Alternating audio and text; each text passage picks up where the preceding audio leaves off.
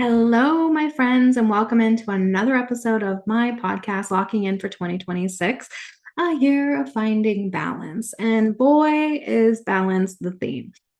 Oh, I'm a mom, homeschooling mom. I have a daughter, my oldest daughter, who is going into high school next year. I have to help her navigate that. She wants to be a nurse. She wants to go to college. We're trying to make sure she gets scholarships, making sure because she's homeschooled, she does dual enrollment to get as many credits as she can before she actually graduates, right?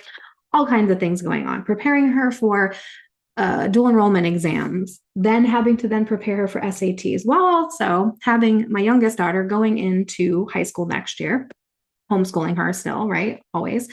And working on my health, growing a business, and being a wife, and also in the middle of moving again. Where are we going? Where are we not going? I don't know, right? Like, there's always that influx, and that's where we are right now. And so health always takes the back seat, always, to everything, because my capacity priorities are, when it comes to balance, are my kids and my husband and business and things like that, right?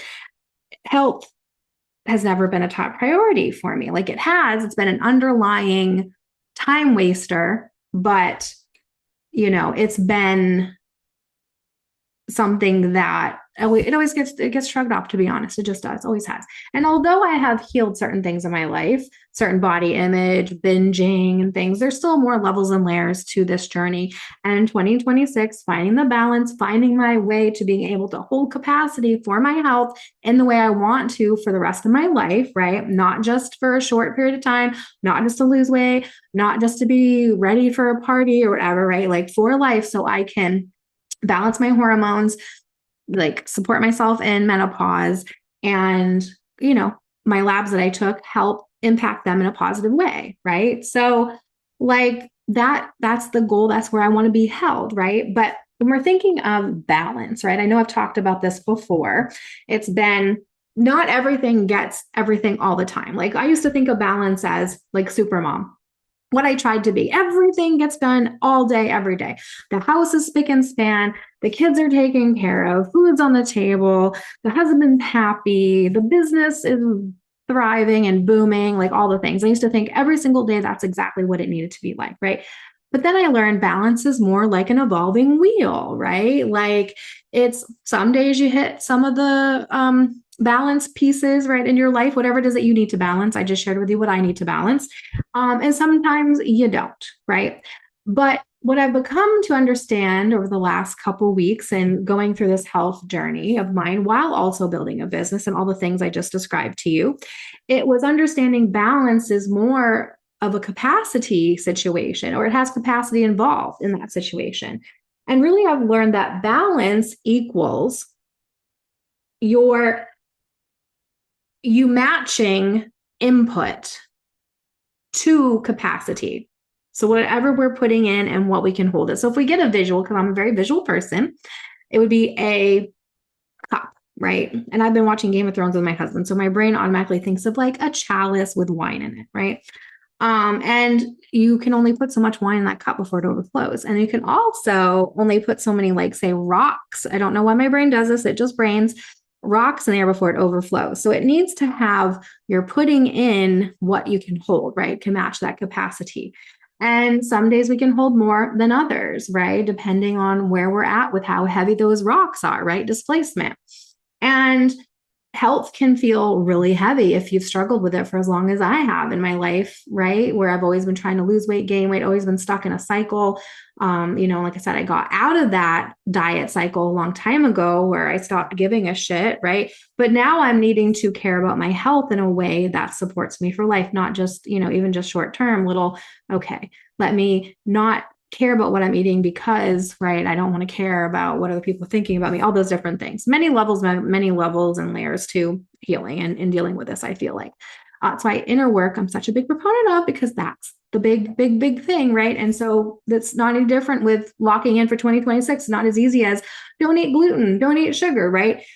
For me, and for most people, if you resonate with my content here, it's going to be the same for you. And so we need to just make sure we understand this capacity for our lives and for ourselves.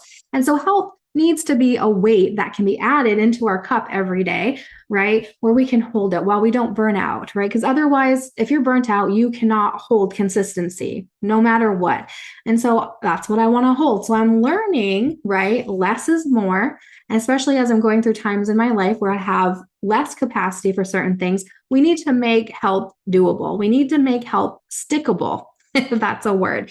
And so for me, that's focusing on what feels good in my body right now, because I had gotten into a habit the week prior because I was so focused on my daughter, focused on me getting my new implants in my mouth. So if you're on YouTube, you can see I don't have a retainer in. I can actually show up with full mouth, no retainer needed because I don't have big teeth in anymore. So I'm free. I'm so excited about that. But that was something I had to deal with. I had to hold capacity for the journey, but then actually going this past week to do it. So, right. So coffee in the mornings, not eating, a lot of chocolate because Valentine's Day was around, and y'all know I like my chocolate. Okay. No shame in my game. I really don't care what y'all think. But I got into some habits and my stomach was getting bloated. I was feeling like crap. And I was like, okay.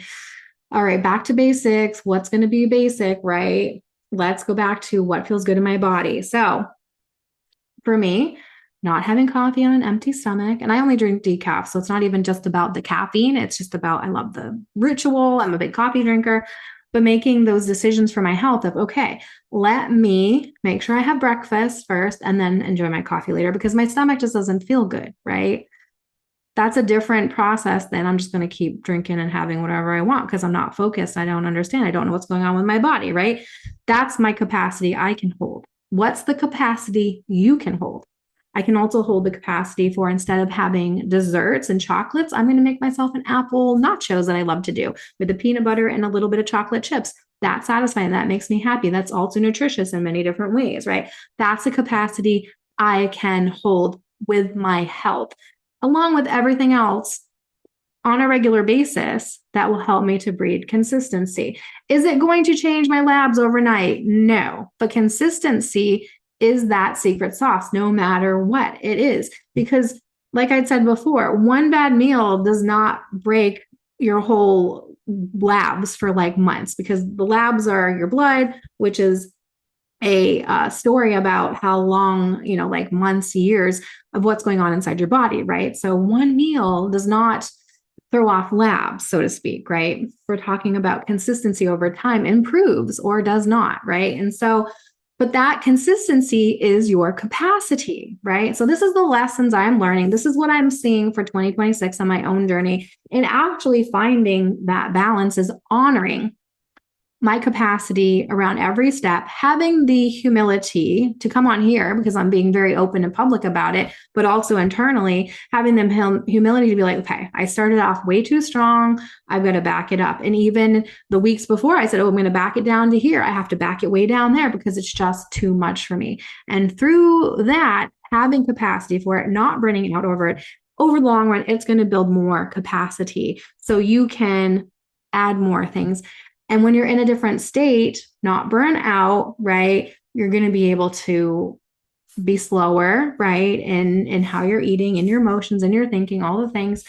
And you're going to be able to be like adding different things without it tapping you out, right? Like adding more things that make your body feel good. I always feel you can't go wrong if you're focusing on your body. And I'm also learning that the nervous system regulation is still very much key in my life, in all areas of my life, and health is not excluded by any means.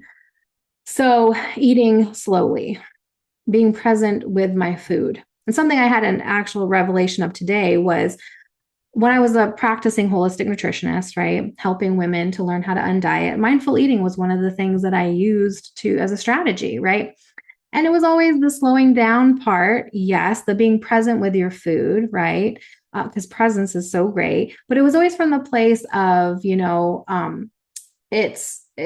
helps you to not overeat, right? You're being present, you're not overeating. And today I was like, oh my gosh, like from a nervous system regulation point of view, like when you are eating with presence and you're calm, and you're focusing on what your stomach is doing, how you're feeling. Yes, you're not going to overeat, but you're also going into a parasympathetic state, the rest and digest state, not the sympathetic state where you're perhaps on the phone, you're watching TV, right? You're overeating, yes, but when you're in a parasympathetic state versus a sympathetic state, you're eating.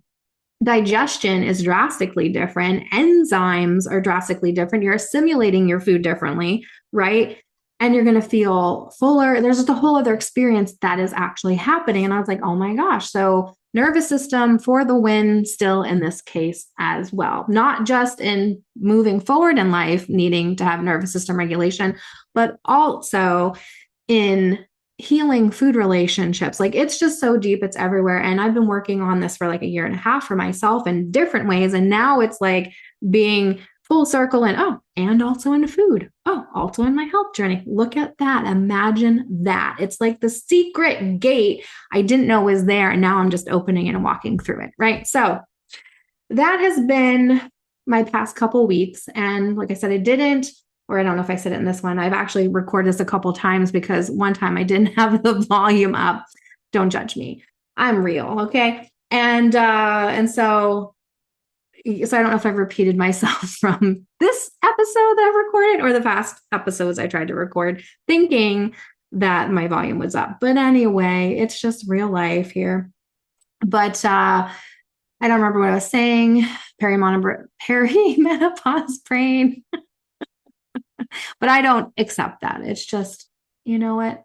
Nervous system can be overwhelming, and then you can trip on your words, all the things. But anyway, so yeah. So that has been my week. This is what I'm going to continue to work on going into this week until we chat again. And I'll remember my volume to be turned up. And is just focusing on what feels good in my body, which I feel like can never lose with that, right? Because it's the most important first step, because that creates presence, right? That creates focus. And when you're starting there and you're eating from that place, it's going to change the game. And then, like I said, eating slowly, being with my food, seeing what my body thinks of what I'm eating. And if I need to eat again 20 minutes later, so be it. But I'm starting small and I'm allowing my coffee to come after food, right? Making those decisions. And since I've been doing that, my digestion's been greater. My stomach's been feeling less bloated and awesome, even though I haven't changed my food. And yeah, so there's things I'm be working on. So I guess what I want to leave you with is don't allow yourself to be killed by hustle culture. Like, don't allow yourself to put that on your health journey.